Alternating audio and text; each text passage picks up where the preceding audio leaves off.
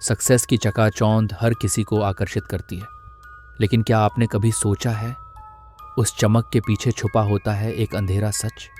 वो हर जगह तारीफ के लायक था, सब उसके काम की तारीफ करते थे। हर प्रोजेक्ट में इनोवेशन था, हर आइडिया में ब्रिलियंस था, लेकिन उसके पीछे छुपा था एक सीक्रेट स्ट्रैटेजी, एक ऐसा गेम जो दिखता तो हार्मलेस पर असल में बेहद कैलकुलेटेड था। आज हम बात करेंगे उस कानून की जो पावर की दुनिया में सबसे डेंजरस माना जाता है, जहां आपका खुद का टैलेंट आपको नहीं बचाता, बल्कि आपकी चालाकी और समझदारी ही आपको ऊंचाइयों पर पहुंचाती है। Law number 7, get others to do the work for you but always take the credit. Why struggle alone when you can use others to build your empire and still take the glory.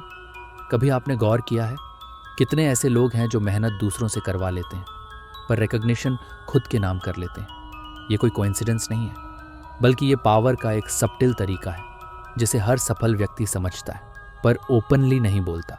आज की कहानी उस व्यक्ति की है जिसने अपने brilliance को छुपाकर अपने मास्टर को और भी ज़्यादा बड़ा बना दिया और खुद बन गया इनविजिबल पर अनडिनायबली पावरफुल। ये कहानी है स्ट्रैटेजी, डिसेप्शन और कैलकुलेटेड मूव्स की, जो आपको दिखाएगी कि कैसे आप खुद काम न करके भी सबसे ऊपर पहुंच सकते हो। वेलकम टू अनस्पोकन रेल्म, जहां हम खोलते हैं पावर के हिडन सीक्रेट्स और सीखते हैं कि कैसे सबटिल मूव्स ही बनाते हैं हिस्ट्री।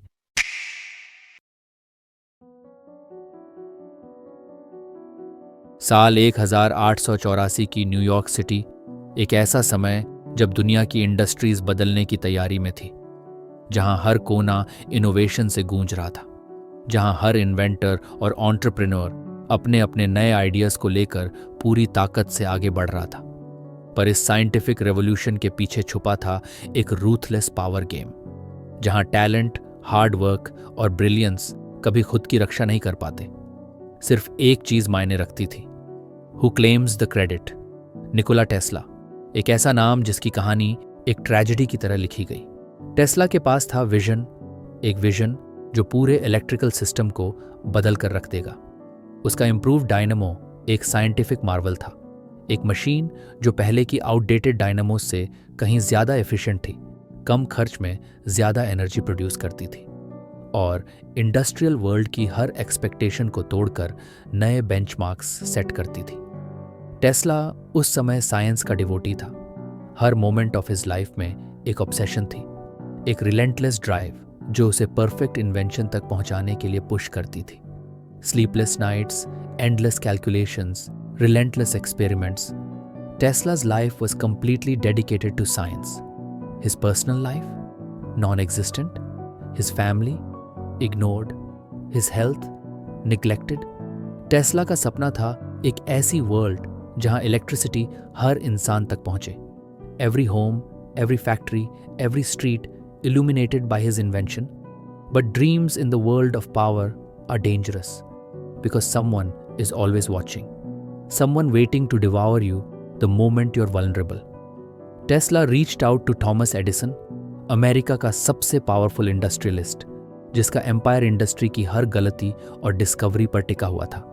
एडिसन, जिसे लोग एक जीनियस इन्वेंटर और बिजनेसमैन दोनों मानते थे, लेकिन असलियत में वह रूथलेस स्ट्रैटेजिस्ट था। टेस्ला ने एडिसन को अपनी इम्प्रूव्ड डायनेमो दिखाया।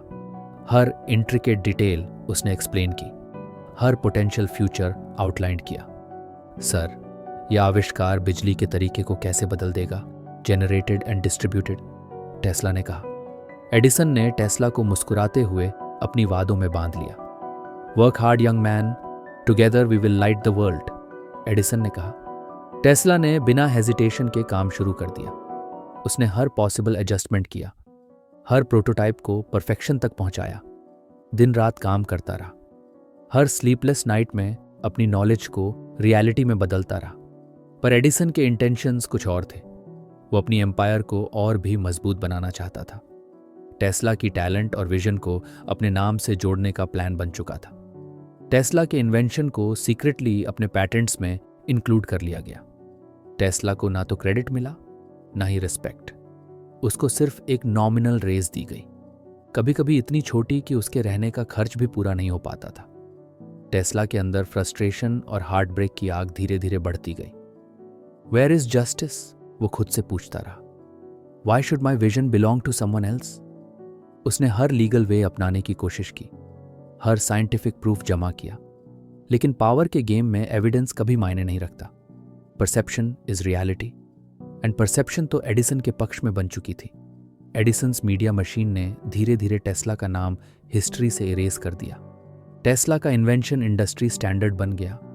उसकी तस्वीरें, उसके आर्टिकल्स, उसके इंटरव्यूज सब फेड होते गए। टेस्ला खुद अकेला होता गया। जहां कभी उसकी डिस्कवरीज की चर्चा होती थी, वहां अब उसके नाम के सामने खाली जगह थी। टेस्ला की जिंदगी धीरे धीरे डार्क, होपलेस और आइसोलेटेड हो गई। उसका जीनियस इनविजिबल हो गया। वो कभी पब्लिक अटेंशन नहीं चाहता था, पर पावर की दुनिया में साइलेंस मतलब फेडिंग अवे था। It meant being forgotten, being useless. Tesla का वर्क, उसकी ऑब्सेसिव डेडिकेशन, उसकी स्लीपलेस नाइट्स सब बड्ढे बड्ढे कॉरपोरेशंस के नाम पर हो गए। उनके लोगोज में चमकने लगे, पर टेस्ला का नाम सिर्फ फुटनोट बनकर रह गया। टेस्ला की स्टोरी एक हॉन्टिंग ट्रेजेडी बन गई, एक ऐसा साइलेंट वार्निंग जो हर एम्बिशियस इंडिविजुअल को सुनाई देती है कि ब्रिलियंस कभी गारंटी नहीं देती सक्सेस, जब तक आप उसकी ओनरशिप क्लेवर स्ट्रैटेजी से प्रोटेक्ट न करें। टेस्ला का डाउनफॉल ब्रूटल नहीं था, it was psychological, a cold calculated execution of genius by grid.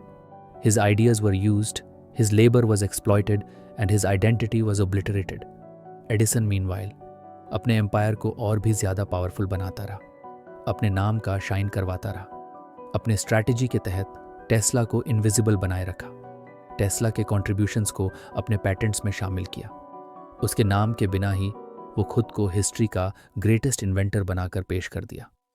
Tesla की स्टोरी सिर्फ बिट्रेयल की नहीं थी, ये स्टोरी थी पावर के सबसे डार्केस्ट लॉ की, जहां टैलेंट, हार्ड वर्क और जीनियस पावरलेस हो जाते हैं अगर उन्हें अपने नाम नहीं कराया जाए।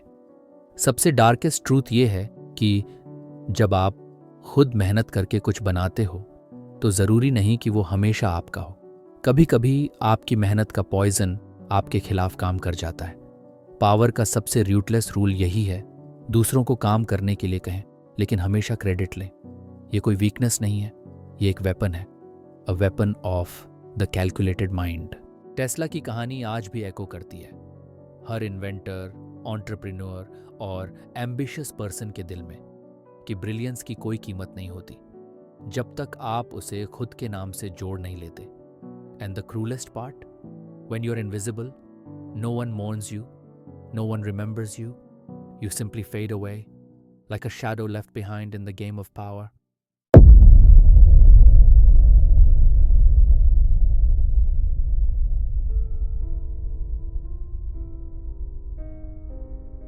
हर किसी की जिंदगी में एक ऐसा मोड़ आता है जहां वो खुद की मेहनत, टैलेंट और आइडियाज पर भरोसा करता है, पर पावर की दुनिया में भरोसा बस इल्यूजन भर होता है। वर्क प्लेस की एक टिपिकल मॉर्निंग का सोचिए। A junior employee sitting at his desk, surrounded by piles of documents, research papers and complex spreadsheets. उसने महीनों लगाकर एक प्रोजेक्ट तैयार किया था, कड़ी रिसर्च की थी, इनोवेटिव आइडियाज पर टायरलेसली काम किया था। स्लीपलेस नाइट्स, पर्सनल सैक्रिफाइसेस, सब कुछ उसकी डेडिकेशन की गवाही दे रहा था। पर जब वह फाइनल प्रेजेंटेशन की घड़ी आई, उसके बॉस ने खुद अपने आप को प्रस्तुत कर लिया। क्लाइंट के सामने जब प्रोजेक्ट एक्सप्लेन किया गया तो बॉस ने अपनी डीप वॉइस में कहा, this is the project my team and I worked on extensively. Junior कर्मचारी का नाम उस डिस्कशन में कहीं नहीं आया। उसकी मेहनत, उसकी क्रिएटिविटी, उसकी विजन सब छुपा दी गई। उसने कोशिश की अपनी बात कहने की, पर पावर गेम की रूल्स इतनी क्लियर थी कि ओपन कॉन्फ्रंटेशन हमेशा फेटल होता था। बॉस ने सिर्फ मुस्कुरा दिया। उस मुस्कान के पीछे छुपी हुई थी एक कैलकुलेटेड इंडिफरेंस, एक सटल रिमाइंडर कि work is worthless without strategic credit. कुछ साल बाद कॉलेज का एक ग्रुप प्रोजेक्ट, जहां 3-4 स्टूडेंट्स मिलकर रिसर्च पेपर बनाते हैं। हर एक स्टूडेंट का योगदान होता है, एक डेटा इकट्ठा होता है, करता है, दूसरा थ्योरी पर काम करता है, तीसरा डिज़ाइन तैयार करता है। पर रिजल्ट अनाउंस होते ही एक ही नाम हाईलाइट किया जाता है, द ग्रुप लीडर।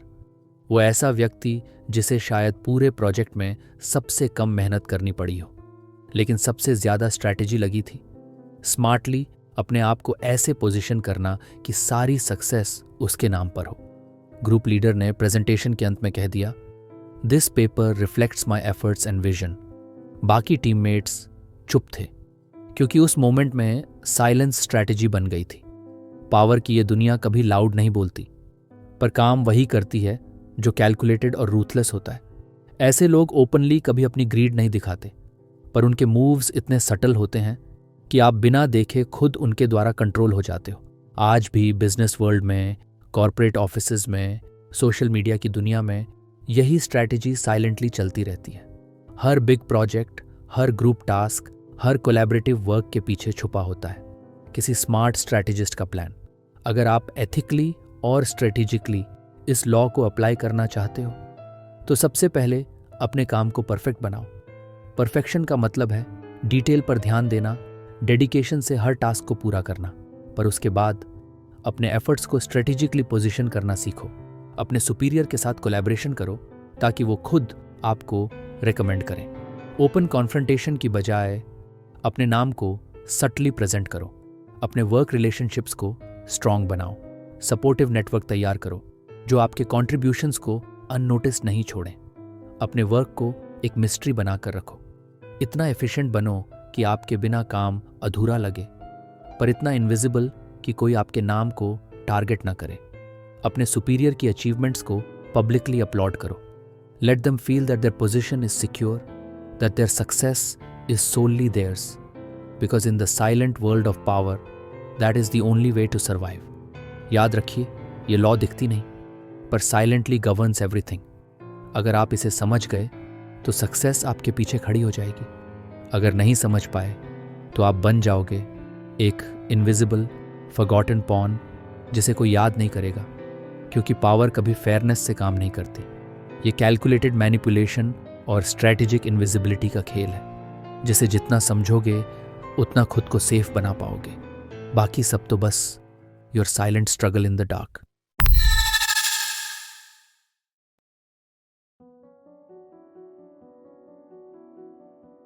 पावर की दुनिया कभी ट्रांसपेरेंट नहीं होती। यहाँ टैलेंट, हार्ड वर्क और ब्रिलियंस की कोई कीमत नहीं होती जब तक आप उसे अपने नाम से क्लेवरली क्लेम ना करें।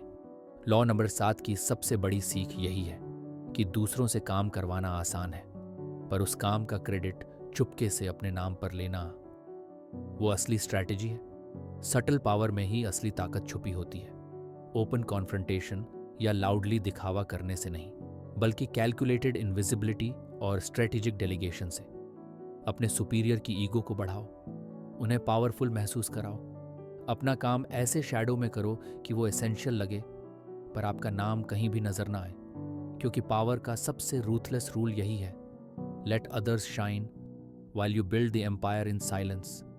अगर आप इसे समझ गए तो सक्सेस आपकी साइलेंट शैडो की तरह आपके पीछे चलती रहेगी, वरना आप भी बन जाओगे एक फॉरगॉटन पॉन, अनस्पोकन रेल्म।